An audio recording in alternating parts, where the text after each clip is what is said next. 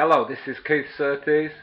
I'm here today to talk to you about the lightning strike meditations. This is not part of my philosophical talks on spirituality, and it's not part of the healing teachings, full spectrum healing. This is a introduction with some insight into how I developed the lightning strike meditation, how it can help you, and why I believe it is one of the best meditation techniques out there today. Okay, so let me begin. Many years ago, I began to study. The first thing, I'll take you back to 14 years old. I began to study yoga, but I couldn't find teachers, and I studied those from books, yoga, sannyas, meditation books. I then began to read the Buddhist books of Christmas Humphreys, who was a devoted scholar of Buddhism. At the same time, I was very interested in Teilhard de Chardin, the Catholic mystic, and I was brought up in a Catholic school, and I had the religious education that most Catholics have. So I began to search due to certain awakening experiences in my life, how to stay awake, how to find the initial lightning awakening that I received, and how unconsciously I was searching for this, and later consciously, how to give that experience to other people. So I left my hometown of Workington and went to Bournemouth, and there I began to absorb myself into spiritualist mediumship and spiritualist healing. And I read books at the Christian Science reading rooms, and I got involved with the teachings of the Science of Mind, which is a positive thinking Christian-based group. And generally, I was exploring my own spirituality, not with a aim to be a teacher or anything else, but I began at a certain point to want to be a healer. At the same time, I began a deep interest in meditation. So the healing led to my work with the healing of thousands of people, and my teachings in healing. And the meditation I used always as part of my teachings. I taught people in private sittings, and I taught meditation to my healer groups. And I talked about meditation in the various places that Fiona, my wife, and I traveled to: Iceland, Norway, Sweden, Belgium, Holland, England, etc. And as I began to do that, I began to realize that sometimes the meditations were reaching much deeper, and sometimes they were just skimming the surface. And then around about 1990, Fiona and I began to open up our small groups of pupils to other teachers, and we had people that came from all over England at first, for living in Margate. And those people came and they talked about various meditations. For example, from the North American Indian type of shamanic teaching, from Buddhism, from yoga, and from other New Age systems. And I began to realize that a lot of this was hypnosis. At the same time as we were doing this, Fiona was studying deeply, and for quite a few years, hypnosis and self-hypnosis, how to teach self-hypnosis. And a lot of the meditation courses on offer with this type of hypnosis, they are relaxation, body relaxation, guided imagery, imagery where you create a sacred garden, or you link to particular angels, or you link to your guardian spirit, or etc., etc. Now, I also began to have a little cynical feeling, not mind, not a thought, but a feeling about these things. They didn't seem to get the results promised on the CDs or promised by the teachers.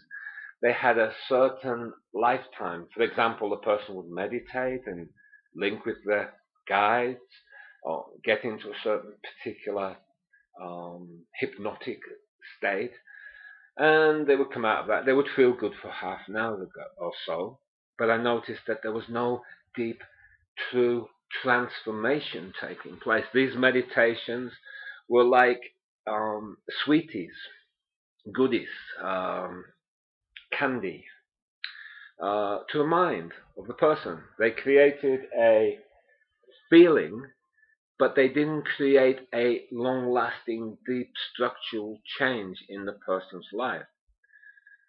So, in my practice, in my work, over the years, I've been seeing thousands of people, and they come to me with real, genuine pain. They want to do something with their life. They either have pain in their body, or they have repeating patterns of emotions, or they have destructive unconscious tendencies that destroy their friendship, their families, or their relationship with the opposite sex. They have picked up personal unconscious programs from school, from religion, from their parents, or from the education or programs given to them by political parties or whatever. And these are deep level emotional patterns that are sitting within the stomach and sitting within the bodywork and sitting within the energy field of them. But they identify themselves with the pattern, and they have made up their personality along the lines of what the programs they've absorbed called good or bad. So they're making up not just their mind on many things connected to these old programs and these old patterns of emotion, but they are actually ruling their lives in unconscious ways due to following unconsciously the patterns of these programs. I really began to see that, and I also began to read a lot of stuff connected to debriefing people. When Fiona and I worked in Iceland, there was a group that some of you will remember called the Moonies, and the Moonie was the Moonie was a man, I think a Korean man, who called himself the New Jesus, and they went all around, especially in the 80s and 90s, the world, converting people, ripping people away from their families, taking them back to the center, totally brainwashing these children and youth, and sometimes older people, into the belief that, was it Kim Jong-sun Moon or something? I can't remember his name now, but it's hard to remember Eastern name. But that this man was the new Messiah. And these techniques of brainwashing and programming aren't just used by this group, but they're used by, of course, people like Jehovah's Witness who split families up. They're used also by evangelical movements. But sadly to say, they are also used by New Age cults who take people in and get them to see the world in a particular connection to ascended masters or certain angelic hierarchies, etc. And these are seen as New Age. And I began to see, and I think you can look at this, there's nothing New Age about them. They're the same old religious bull that I was given in Catholicism. The same old non-questionable, authoritative, spiritual, although they're not spiritual, they're religious teachings. How can you question something that is channeled by the Archangel Michael or Metatron or Raphael? You have to have a strong mind to go against a group mind that tells you you have to go deeper and deeper into meditations on these masters to achieve spiritual enlightenment. Well, I had a different journey. By the time I left my hometown of Workington, I was looking at the spiritualism, met spiritual mediums. I was looking at guidance from the spirit world, but I also deeply devoured the books that were written in English about Tibetan and Zen Buddhism. And particularly, I began to make contacts with Tibetan Buddhists, and I went on a few retreats in Scotland and in England with Tibetan Buddhist meditation teachers. And then I began to see that what the Buddha said, that we create everything through the mind, i.e. the images that the mind gives us gives us creates certain feelings, i.e. the mind creates a mindset, but it also creates emotions. It also creates a personality. So everything is created by the mind. And yet, if we don't escape the mind and we don't escape the old patterns we've created, we always get what we've always had. We cannot escape. I cannot be someone else if I always run patterns of thoughts and emotions and habits connected to those patterns of thoughts and emotions in the present moment. I must, in this now moment, find a truly new perception. Now, it's new to the personality, but it's not new to the deepest level of my beingness. The Buddhists call the inner core your beingness.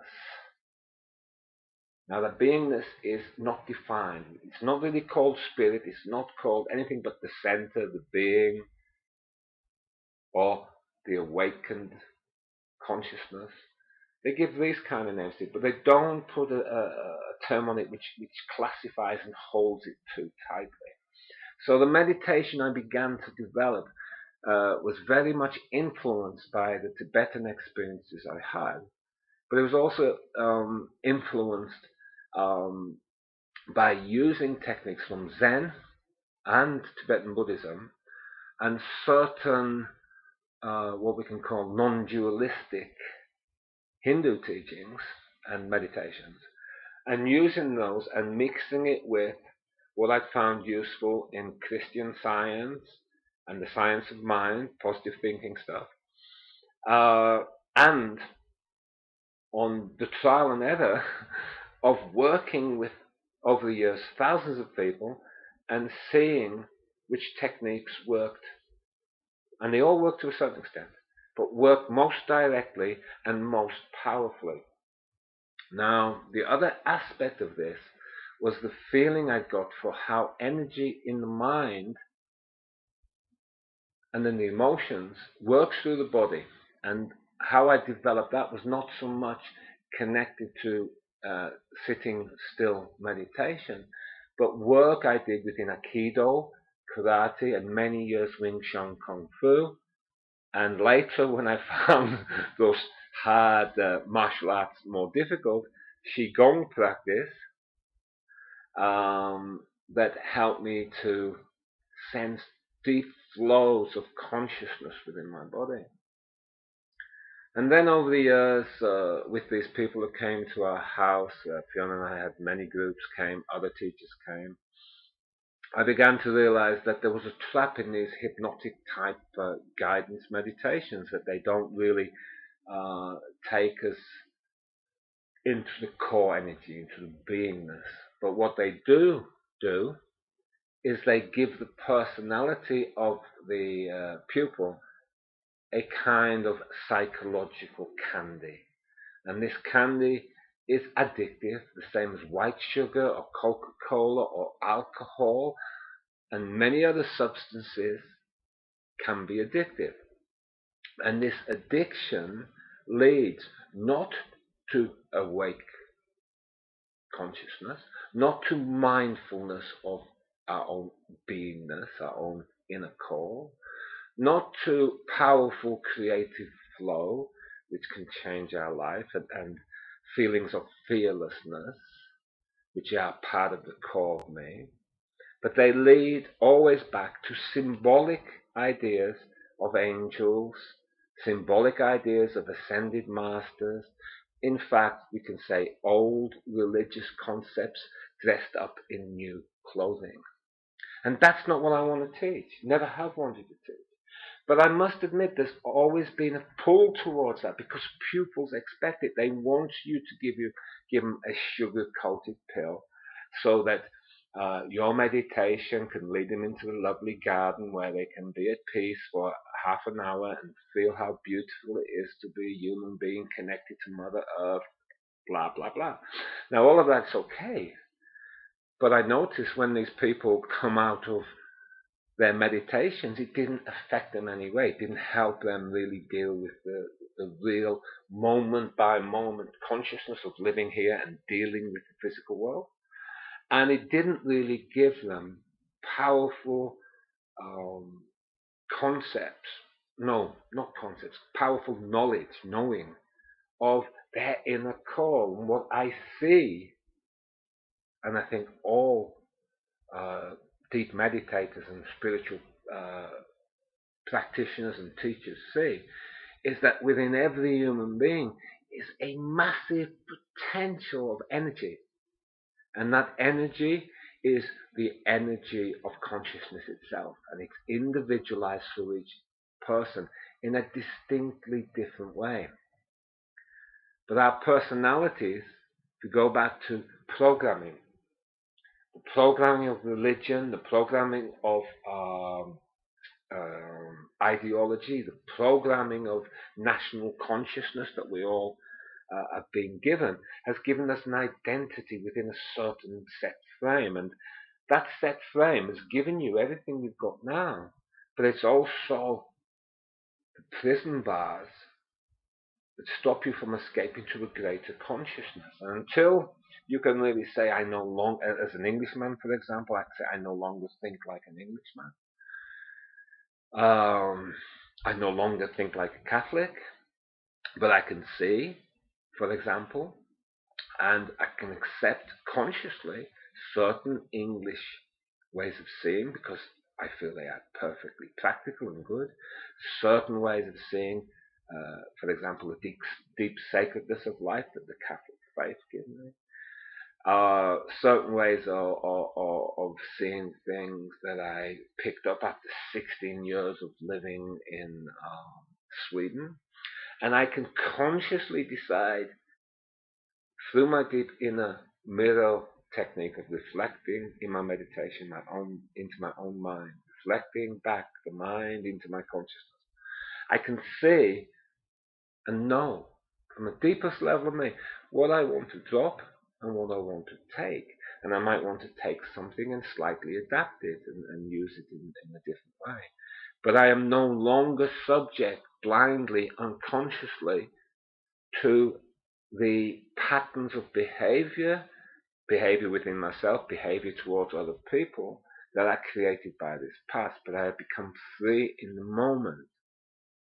And this is awareness, and this is mindfulness. But to be a teacher of awareness and mindfulness, one has to hold that power. It's no good me being a teacher of mindfulness, for example, of the quality of courage. If I've thousands of dreams given to me and visions in my meditations, but I've never had the courage to accept that fear and just go and do it. So, for example, when I left my hometown of Workington, I was told Workington was the best town in Britain. It was wonderful, beautiful mountains behind us, the sea and Scottish mountains over there, and in the very far distance, the one mountain on the Isle of Man, and on a very good day, we could see the mountains of Mourne in Ireland. And it was a peaceful little backwater. And I was told that this was wonderful. I was told as a boy that London was dangerous, the south of England, Birmingham, the big cities were dangerous. And yet from 4 or 5 years old, the inner core of me called to me to make journeys outwards. I had fear. And this is the awareness I get people to understand about within meditation. It's okay to feel the fear, look it in the face, sense it, taste it, know what it is. Because when you know what your fear is, then you begin to see it for what it is, which is a concept, an idea, an emotional reaction. And you might not, through your awareness meditation, get rid of all fear. I haven't. It is part of me, but I never allow it to stop me from moving forward, and I will not let fear be my guru, my teacher. My awareness says you have more power, more creativity, and my meditations have shown me I have got more spiritual abilities to deal with life, and therefore it decreases the power of fear. And this is true meditation. You see the difference. I am not talking about meditation that says, I know my pupils have got fear, so I won't speak of anything fearful. I will not speak of anything which will upset them. I will not speak of anything which will create distress in them. I will lead them to visions of nice gardens, visions of the beautiful guides, visions of angels, and I will feed them that on 4 days of a course, and they'll go away feeling, oh, rested. Rested? I could get them to lie on a beach and just breathe and rest. We need more than that for meditation. You can also see, if you really think about that, how that type of meditation we can do for 20 or 30 years and we can hide from things. But because it's not awareness and the real mirror of the mind technique, which I teach in my lightning strike meditation, because it's not that type of meditation, the pupils can avoid all conflicts of the various programs they have from the past. And I, as a teacher, am giving them sugar-coated pills. This tastes nice. And they can then tell me about all of the beautiful things that's happened in the meditation.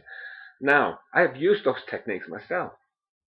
I've used them because they're expected.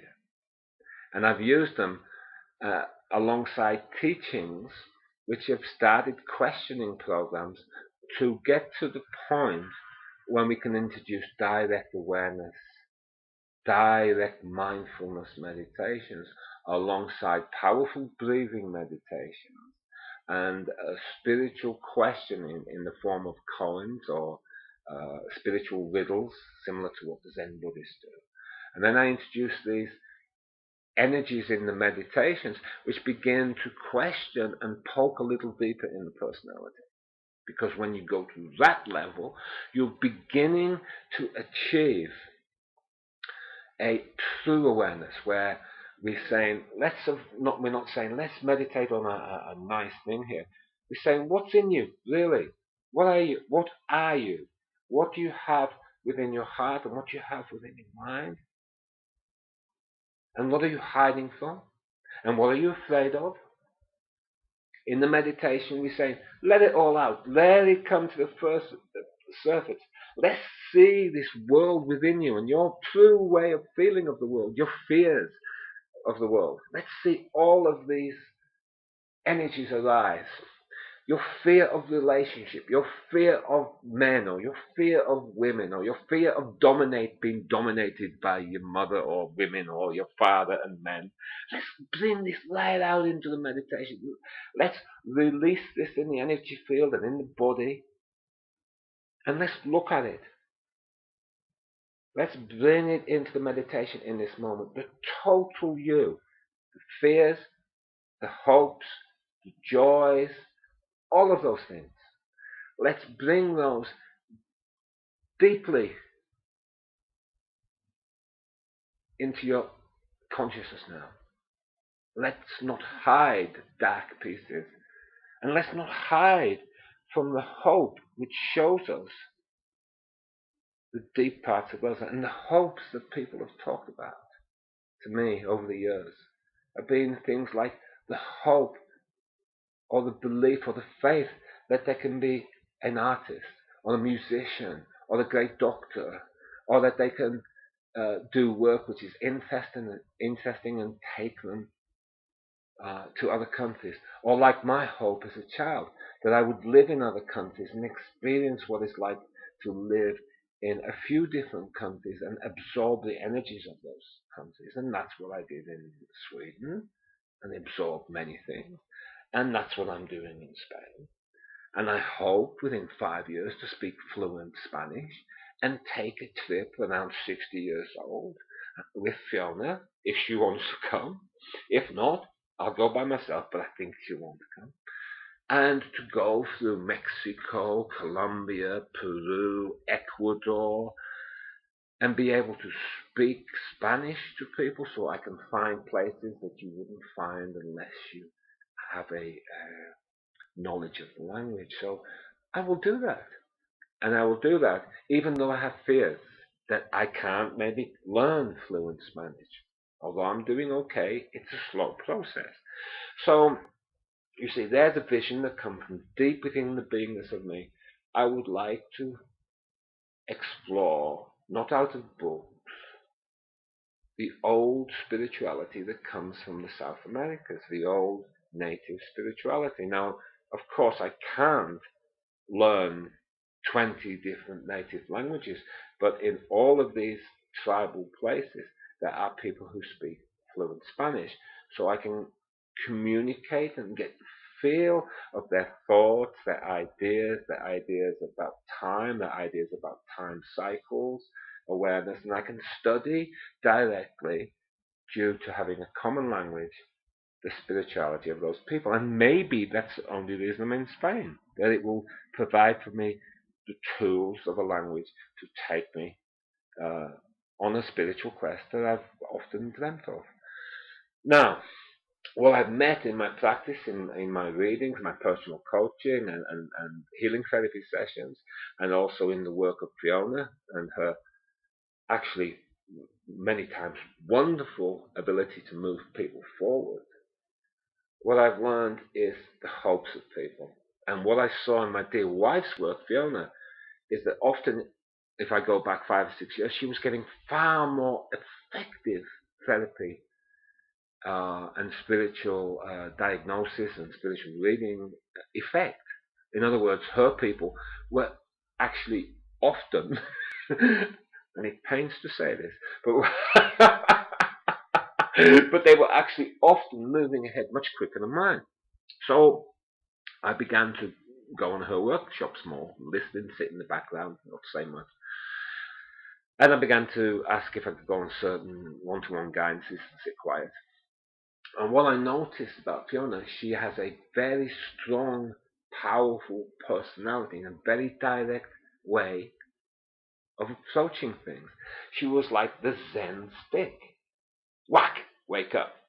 And although I had that approach, sometimes I had an emotional pattern from my training of the past, which was more connected to being diplomatic and nice, and don't say this and don't say that, that made me not be able to use the stick. So Fiona was this whack, boom, and the person had a flash in the head and she was beginning to awaken. So I learned from that. And I had a tiny stick and I was going tick, tick, and it took a long time for them to begin to wake up. So I began to apply some of the techniques that Fiona was using in her work into my meditation and healing teachings. And through the combined knowledge of her spiritual history, which I hope she will one day tell people about, and her training and her journey through life, and my own experience, I began to incorporate quite a lot of her techniques and teaching, especially this direct approach, into all of my courses, into my full spectrum healing courses, my therapeutic healing touch, into my workshops, one-off workshops, things like past lives, karma, working with emotions, some art workshops where we're working with abstract art to release direct creative expression. I began to use this in those courses. All along this journey, I was teaching meditation, but I taught it as parts of other courses, as a technique. And then a couple of years ago, I got a direct experience and a really awakening meditation, one of those ha-ha meditations where suddenly a lightning strikes the mind and heart of seeing. And I saw in that instance that I should teach meditation directly, and that I should formulate and systemize the levels of and types of meditation that I taught through many, many years, and that I should cut out of that some of the techniques I used in the past in my healer classes and in my other workshops and the other work I've done in different places. And combining the wonderful techniques that I saw Fiona using, the teachings I got off various other good teachers, my own personal guru, and Fiona's also for a while, John Chalons, his direct approach, with my own particular structure of beingness, my own individual beingness, combining it in my way, I began to apply this more in my readings, etc. And people began, in the last few years, people moved quicker. They began to enlighten quicker. They began to awaken quicker. So the lightning strike is a combination of this journey, a combination of this learning Tibetan, Zen, and esoteric stuff, and the combination of my own awakening and an observation of the pathway of many of our pupils and people who come for one-to-one guidance. And I put this together into a powerful technique of breath work, certain meditation reflections, sensing the body, working the body, awareness of, bringing awareness of why. Why do you say that? Why do you think this way? The programs, the blocking patterns, etc., which block the consciousness, the self-pity, the blame, the programs that allow us only to see a person in a particular way. For example, if someone gets angry, sometimes that's bad. Well, it can be bad, but it can be a perfect vehicle for truth. So it's stepping outside. I began to step outside my own limitations and say I should only teach in this way. And part of that, falling into that more feminine or yin side of teaching, was due to living in Sweden for 16 years, which has a very strong, one can say, antipathy of or distrust of male energy, which has been part of its programming for many years now, a feminist ideology, you could say, and etc. And I'm not saying it's wrong or right, but I'm saying it's a program. And it's a program that limits many Swedish people from, for example, making deep one-to-one relationships with the opposite sex. It creates a lot of dissatisfaction with each other, male and female. So those type of programs, that's just one in particular, are the things that we need to break through in the meditation.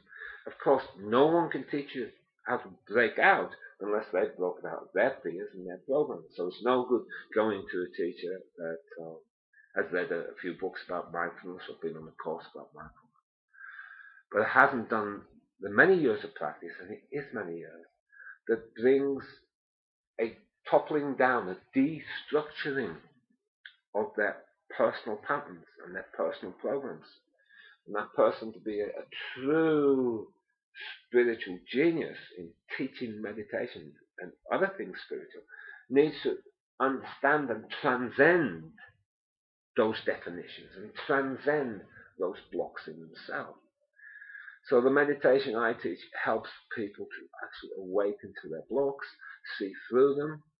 It also helps them to decide what programs in the past they would like to accept and let go of. It also helps them to feel the extreme power of the inner core of them and achieve a consciousness of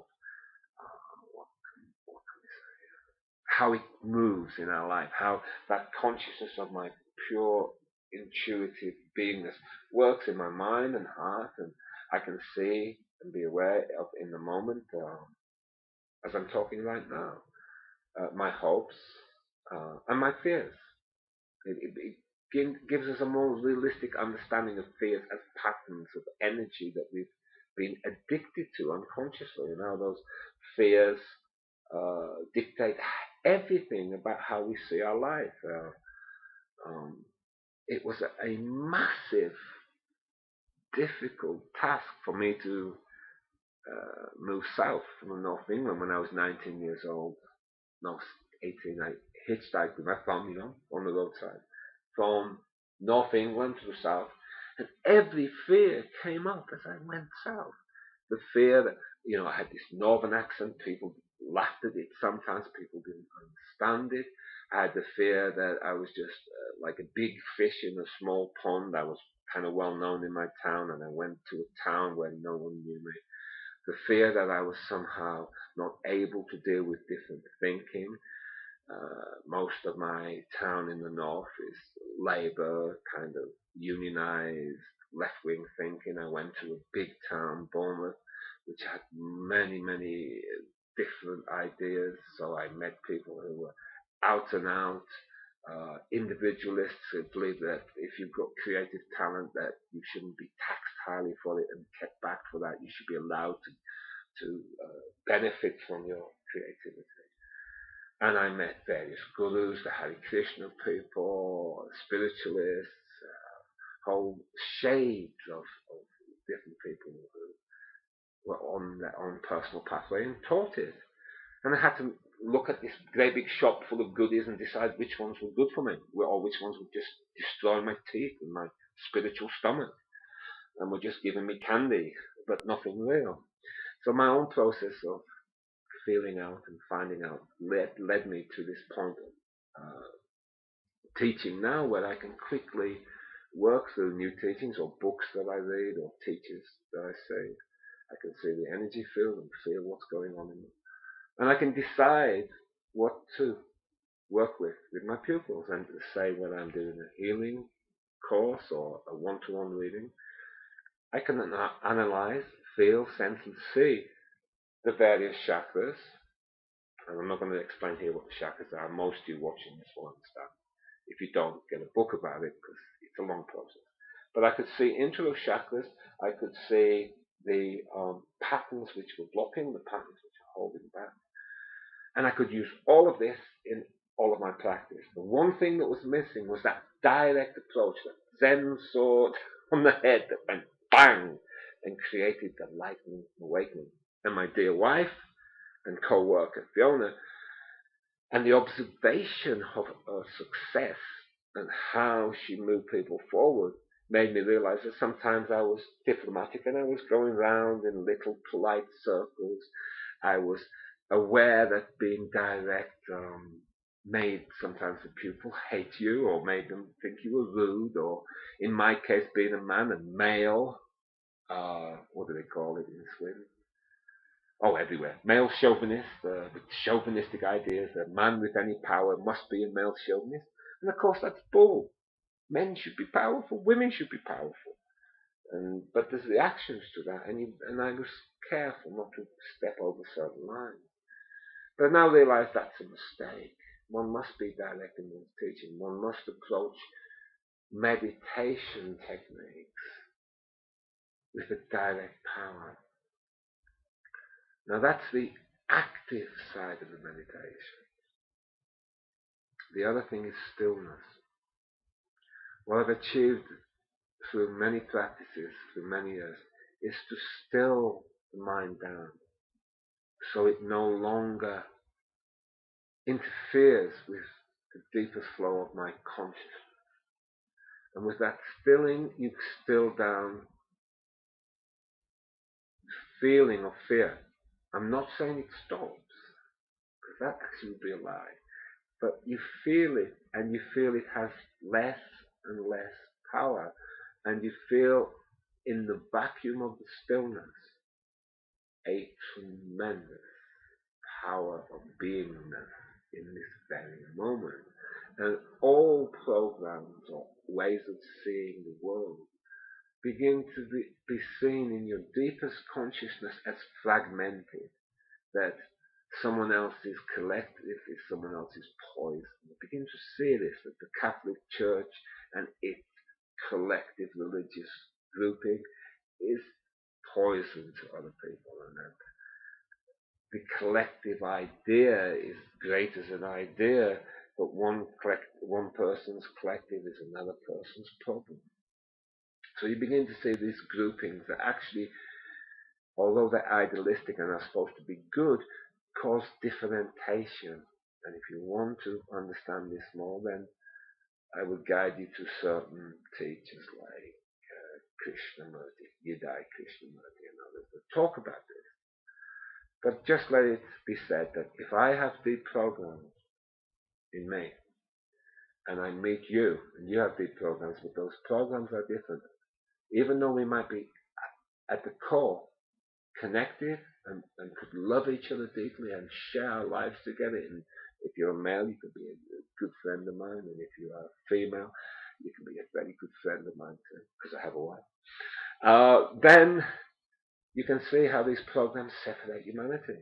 But the direct consciousness that we achieve in these meditations really open the heart chakra.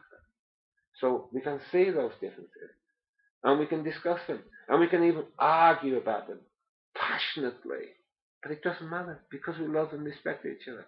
We maybe don't respect each other's personality, ideas and emotions, but we respect the inner core, and it doesn't matter if you don't see my world exactly the same, and it doesn't matter if I don't see yours, because deep down inside my awareness and mindfulness of the moment, I love you. That's going beyond, and that's going into, deeper into, the true source of us, where there is powerful love, powerful creativity. And my lightning strike meditations are created to bring that out, created to bring you new passion.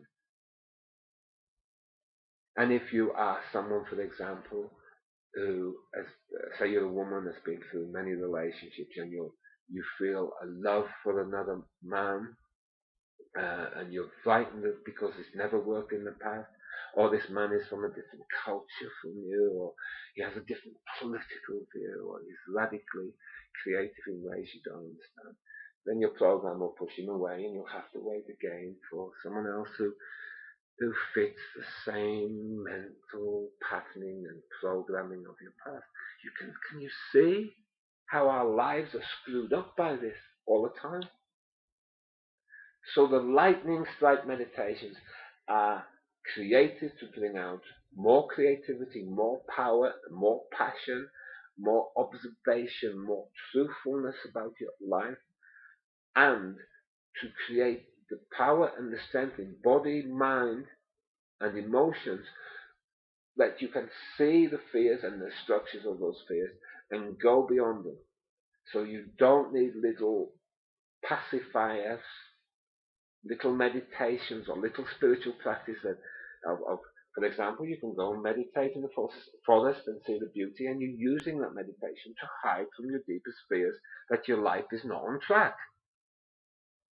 That time and time again you've been a kind of coward and not listened to the deepest hopes of the innermost part of your being.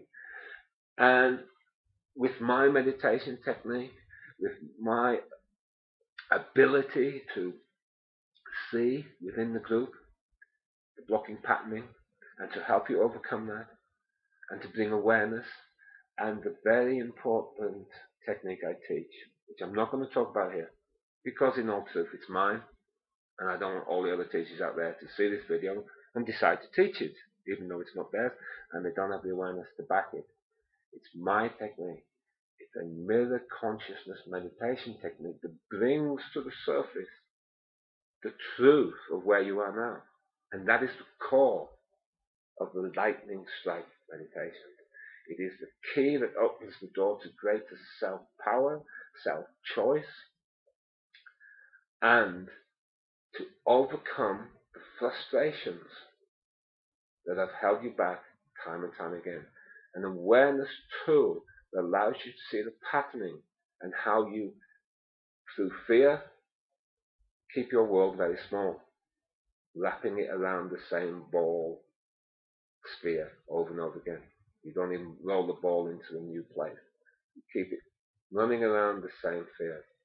And you will see within the patterning how old emotions and old thoughts go round and round and round. Okay. If you want more information about this, look at the written information on the Lightning Strike meditations on my Facebook. You can contact me. But all I say to you is, and this might sound arrogant, but I'm going to say it anyway, don't settle for a half teaching that doesn't take you anywhere else. I have done those meditations in the past. I have gone to groups like that, but it didn't heal me. It didn't deliver what I was seeking, which was the truth of the power of my innermost spirit, the beingness of me, and how to use that in my life, how to find naturally the deepest levels of peace, and how to awaken a direct seeing and understanding of my life power. Okay. Well, I hope you've enjoyed this introductory talk on my course. It has had a lot of power flowing to me, out to you, and I hope you can feel this power, because it's a living spiritual force. I have enthusiasm, and I make no excuse for that enthusiasm. I have a total belief in this system. Why? Because I know it works. And I've earned that. I've earned that through thousands and thousands of sittings and healings, and the hundreds of people just in the last 3 or 4 years that have contacted me and my dear wife Fiona and told us about their movement forward. I've earned it, she's earned it. And I've earned it more importantly because it's my pathway. It is my reality. And all I will do in these meditations is show to you the beauty of your own pathway, the beauty of your own creativity, the beauty of your beingness, and the power that lies within you to create and be in this very moment of life. Thank you for listening. Goodbye for now. And peace, joy, and life.